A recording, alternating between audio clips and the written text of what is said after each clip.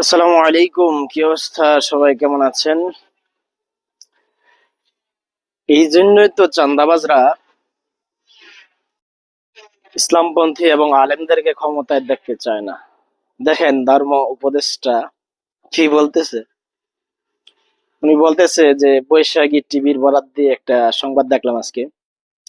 উনি বলতেছে যে আমার মন্ত্রণালয়ের যদি কেউ ঘুষের সাথে জড়িত থাকে তাহলে তাকে ফাঁসিতে ঝুলানো হবে।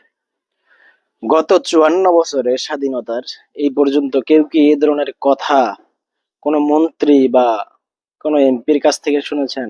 শুনবেনই বা কিভাবে? কারণ সবগুলা ছিল চোর বাটপার চান্দাবাজ।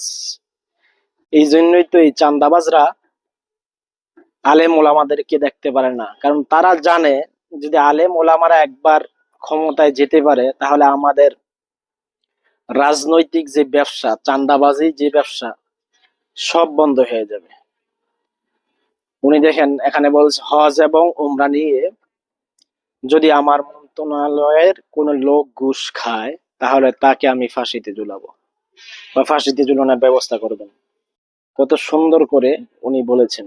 এ ধরনের কথা এবং এ ধরনের ব্যবস্থা যারা নিতে পারে, ওই মন্ত্রণালয় এবং ওই দেশের মানুষ কি কখনো চুরি চামারি করতে পারে?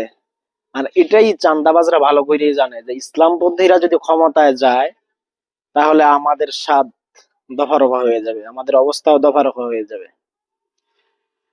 এই হচ্ছে অবস্থা। যাই হোক, সবাই ভালো থাকবেন, সুস্থ থাকবেন, আর ভালো লাগলে অবশ্যই চ্যানেলটা সাবস্ক্রাইব করবেন। আসসালামু আলাইকুম ওয়া রাহমাতুল্লাহ।